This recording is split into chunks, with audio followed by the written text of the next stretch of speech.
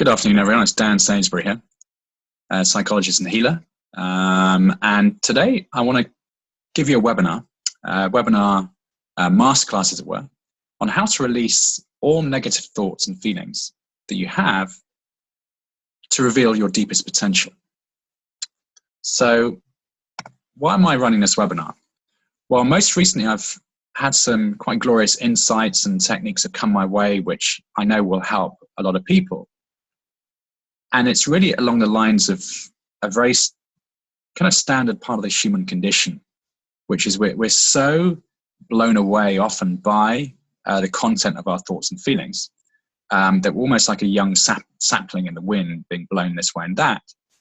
And all the levels of fear and anxiety we have, and sadness, depression, whatever the moods or emotions might be, they contribute to what we feel as our reality. But I'm here really to tell you that we can shift out of those realities into something that's a bit more upgraded or strong or robust and happy, regardless of what's going on the outside. So part of how we create a phenomenal existence is sometimes to negate, first of all, what seems to be happening outside of us and bring everything back to within us, and to do the clearing and healing work within, despite what's going outside. So one of the key inspirations has been this guy that I've been reading a lot. I've been studying his material a lot recently, a guy called Dr. Viktor Frankl, who was a Jewish psychologist. He passed away only quite recently, I think about maybe 20 years ago, 10 years ago. And he was caught up in the in Auschwitz, the Nazi concentration camps. And he was a Jewish prisoner of war. And he had the most atrocious things happen to him. I mean, on the first day he was there, one of the first few days he was there, he lost his wife and his parents. The only thing that really kept him going at the beginning was that he had the manuscript in his pocket, inside pocket, of his book, his material for his book that's coming out. And unfortunately, even that manuscript was taken within about 3 days. So he was kind of left with nothing. And yet, even though he's in the concentration camps for about 3 years, he not only survived, but he did extremely well. And he actually became quite happy and became very strong.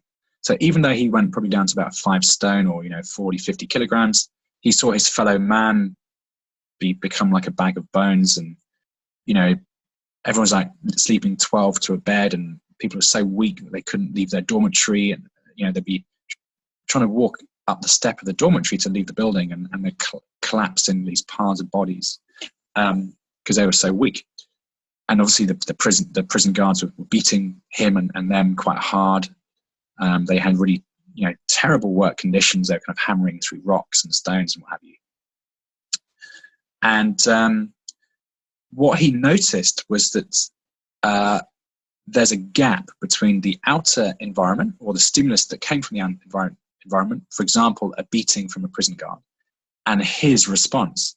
So when you're not mindful of that gap, what he noticed was that most people would want to strike back. You've been hit hard by a prison guard for no good reason. It's totally unjust. And this seething anger will come up, right? And you want to strike out. The problem is if you did, you'd be beaten even harder, if not exterminated. So what he learned to do was he noticed there was a tiny, tiny gap between what happened on the outside to what then happened on the inside within him. And before long, he widened that gap. And that gap became so wide over the period of time he was there that nothing could touch him anymore. And from that experience came his maxim, which is very well known, which is, you can take my body, but you can't take my mind. And from his experiences there, he was already probably a very good psychologist, but it created a whole new school of psychotherapy called logotherapy. And some of the techniques from there are truly extraordinary, very beautiful, and very counterintuitive. Often you'll find in the best techniques in any school of discipline, be it cooking or sport, the best techniques are often counterintuitive. They're very powerful. And I'll be alluding to some a bit later on in this presentation. The other reason I'm running this webinar is that there's a guy called Matt Kahn who is a very good spiritual teacher. And what he says is that rather than banish feelings, he believes that we've been given them.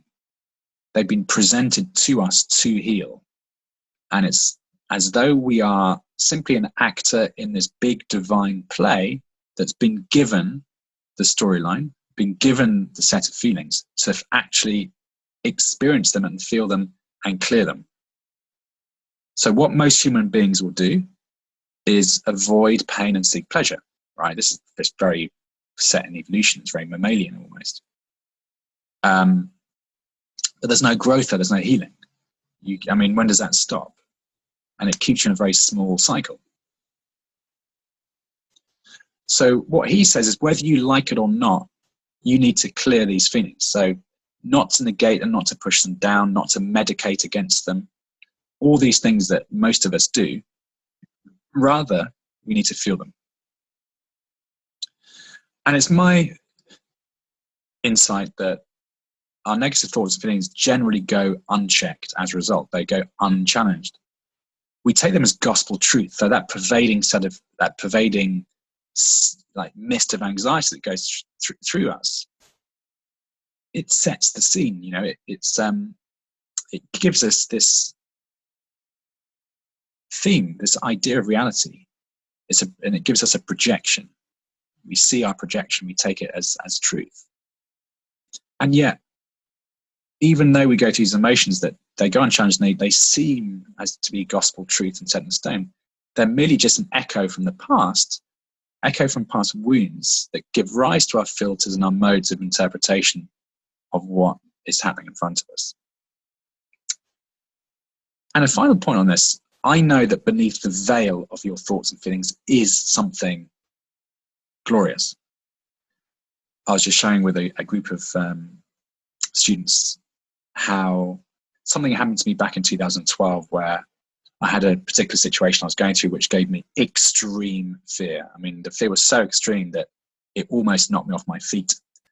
And I used a particular technique to clear the fear. I was going through a very challenging time at the time.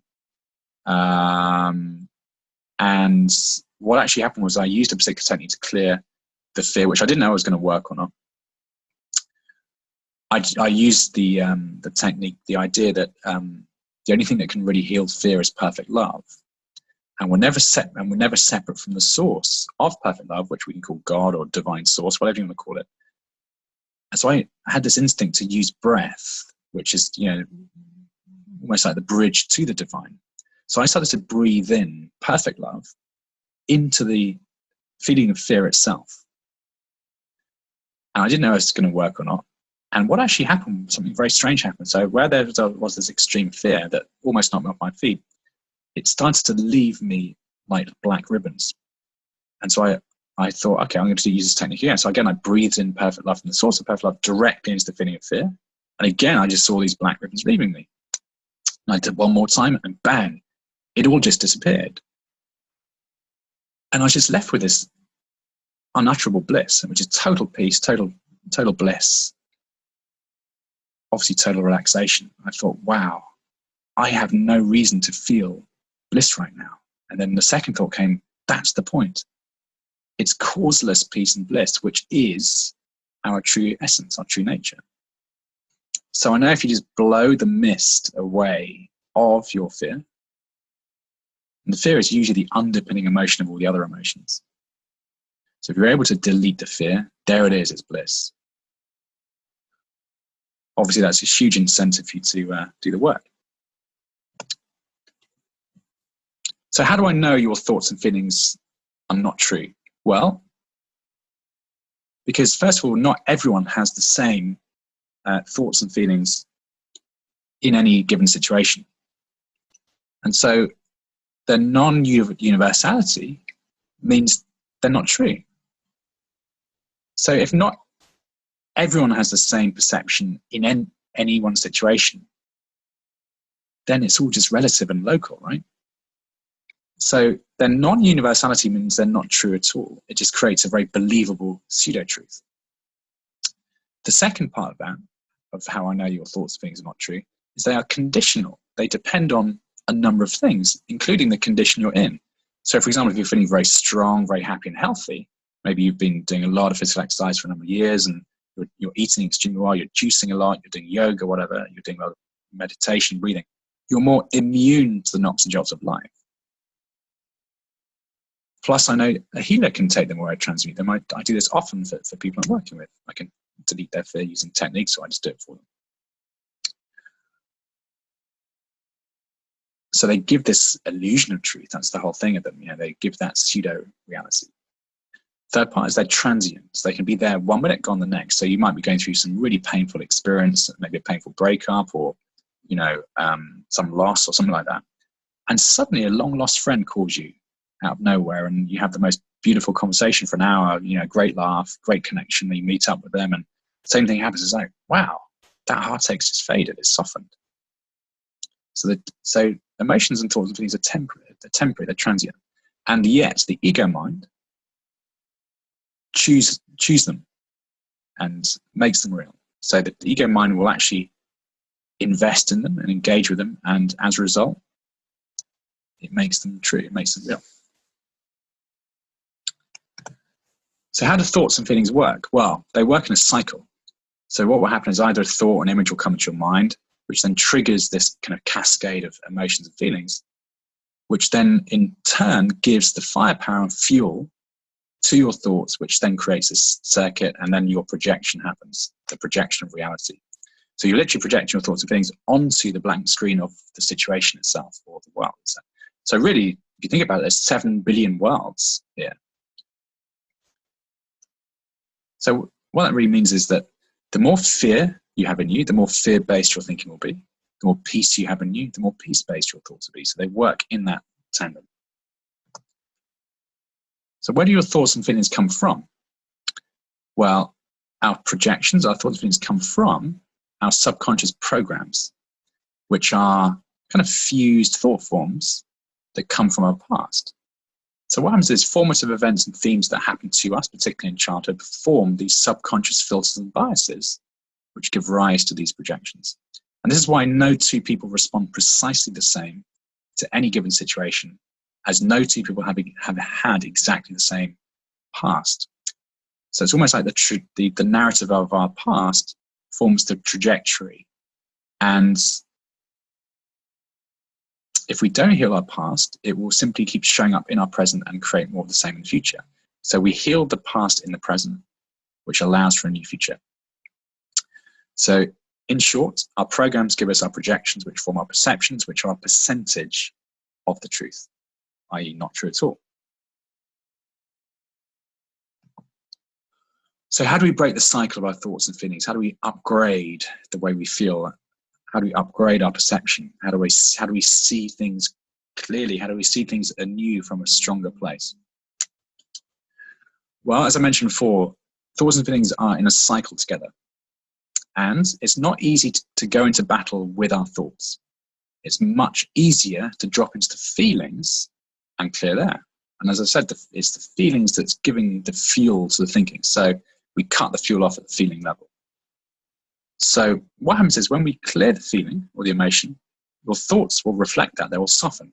And then the entire perception and projection is different. And there are many ways to break the cycle, and this will allow us to say for a new, more upgraded, healthier, more optimized perception to come. And I'm going to give you a few techniques now. So as I say, this is working on the feeling level, and this breaks the cycle to reveal a new way of looking at something. So the first technique is something completely and utterly counterintuitive, which is to actually feel more of the feeling. Now, this actually comes from Viktor Frankl, and this came to me, and I kind of reformed it into this particular technique. But he calls it paradoxical intention. So, for example,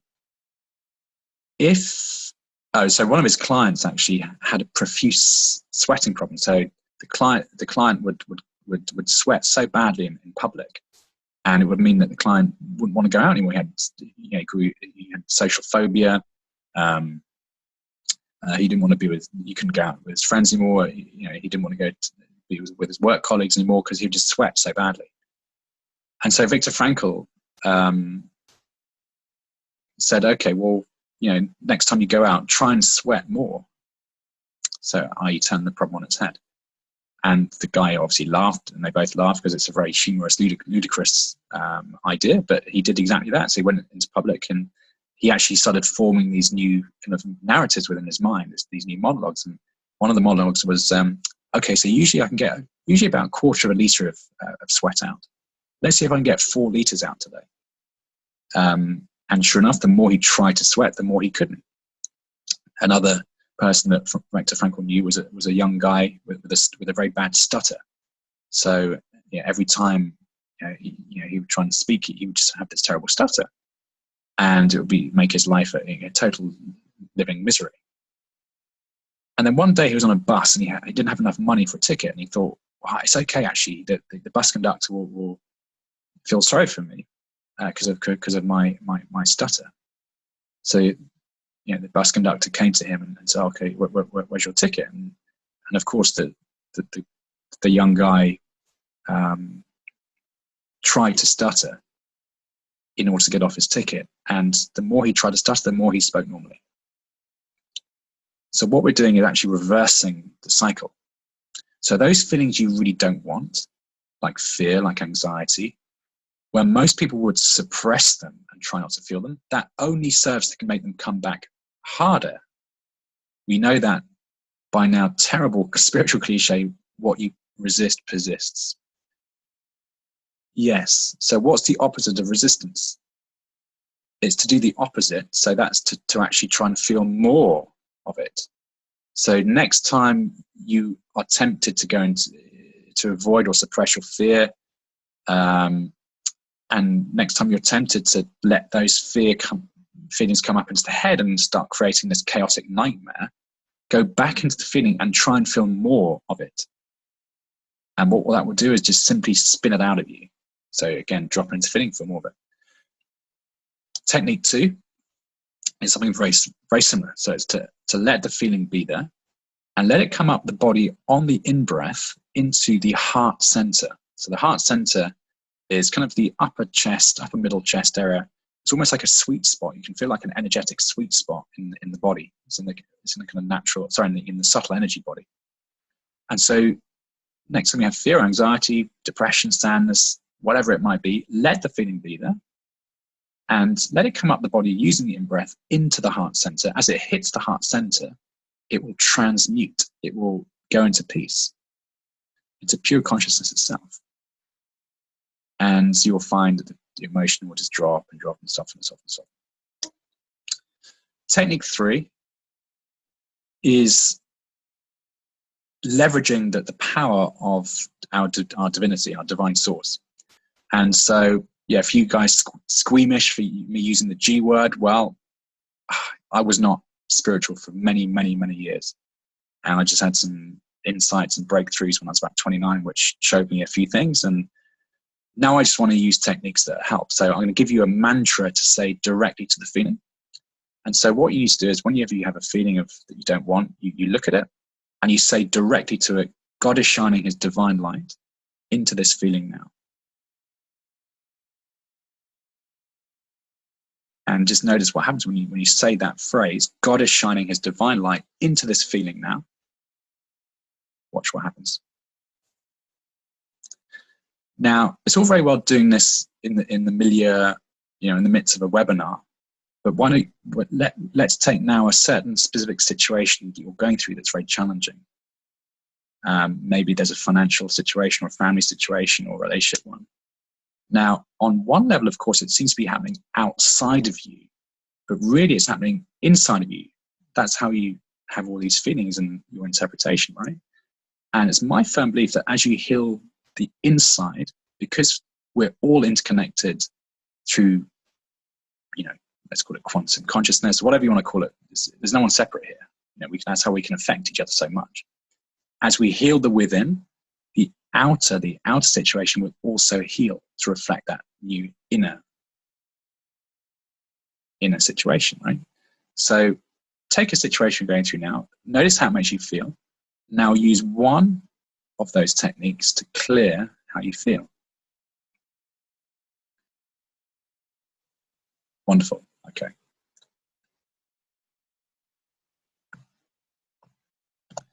Okay, so why is it important to clear feelings? Well, for one, we know that if you carry stress and anxiety, fear, anger in the body for long enough, it can cause psychosomatic disease. And arguably, most disease is, if not all disease, is psychosomatic. So it must begin in the mind at some level, right? Usually our emotional body and suppressed patterns and subconscious beliefs that we harbor as a result of our past, right? So the more we can clear, the more healthy we become, the more vital, the more energy floods our system. Second point is, when we clear, we get a much clearer view of a situation. We're not occluded by these negative emotions that act as a filter. They act as a bias to the way that we perceive something. So as we clear, the great kind of groundswell of openness and clarity and optimism comes to you. In addition to that, when we get what's in spiritual circles, it's sometimes called when we get empty, when we empty ourselves, we can then have the fullness of what's known as Christ consciousness, or again, the divine self. So the more we can clear the ego self, the lower self, the more we give room for then that our vessel, our being, to be filled with our higher self or inspiration. So we get greater insights, greater inspiration, beautiful inspired energy, more joy, more peace and love, as I mentioned at the beginning of this webinar, in my experience. And we get better manifestations because this is an inside to out existence. So as I said before, a situation has both an inner and an outer component to it. But really where our true control is, and where the vast control is on the inner. So as we heal the inner about a so-called external situation, the external situation naturally starts to heal along those lines. And of course, it allows us to reveal our true potential for being here. So what is true potential? Well, according to Viktor Frankl, and not just him, of course, to many people, we each of us have an intrinsic value that we can bring forth to the world. And as we clear our feelings, as we work with unconditional love of ourselves, we can bring out more and more of why we are truly here. And as Matt Kahn said, we're here in part to clear these feelings that arise in us, to reveal the gold that's within, which we then can bring forth as part of that divine plan that's playing out. It's all about the why that we're here, the sacred purpose, the soul mission.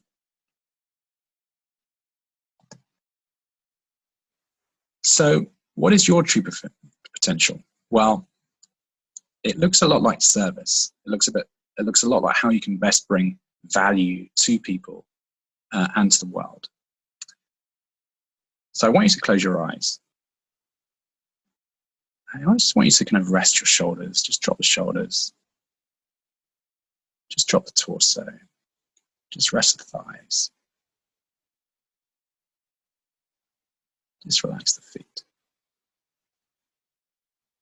And notice how the ground is fully supporting you. Notice how your chair is fully supporting you.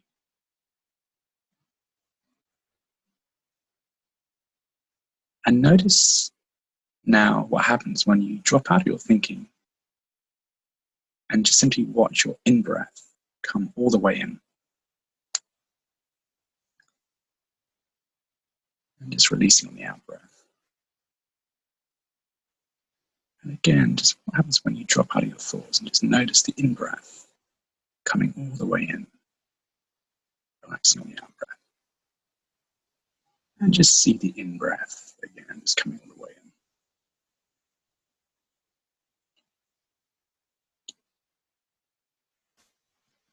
So I'm going to ask you a question now, and just let the answer arise within you.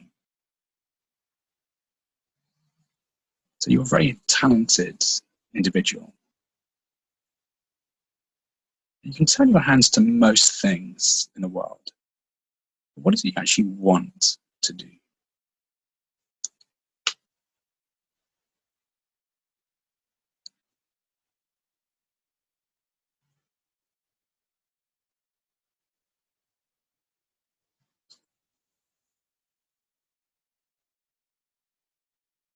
And let the answer just come up from within your heart. What is it you want to do?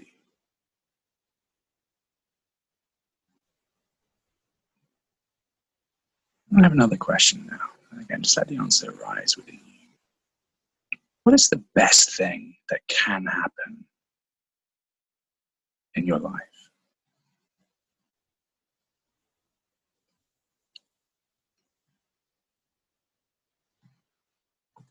And let those answers come to you. And just notice how beautiful they feel. And this is your new reality. This is what you're here to bring forth. So I want to offer you guys something who are listening to this webinar. I want to really help you activate and then embed and embody and integrate your deepest potential. And what that looks like is 7 weeks working with me one-on-one. And that will allow us both to clear all your blocks. So this is past programs, fears, and limitations. And obviously that will allow you to reveal more and more of your power, your higher self. And then what we'll do is work together to really see and experience and visualize, have a taste of what the best outcome is in all areas of your life. We're then going to use manifestation techniques to bring those best outcomes to you. Now, ordinarily, a course like this is around about £1,200, £1,300, but I'm going to do this course for £595 UK sterling. And if you'd like to work on this with me, then you can find me on Facebook. So that's it's Daniel Christopher Sainsbury. So it's Daniel Christopher Sainsbury. Or on my email, which is dansainsbury.healing@gmail.com. That's dansainsbury.healing@gmail.com. I'll probably also leave the information underneath this YouTube video. If you have any questions, please also use the contact details shown. But in the meantime, I really hope you've got a lot out of this presentation, and hopefully speak to you soon.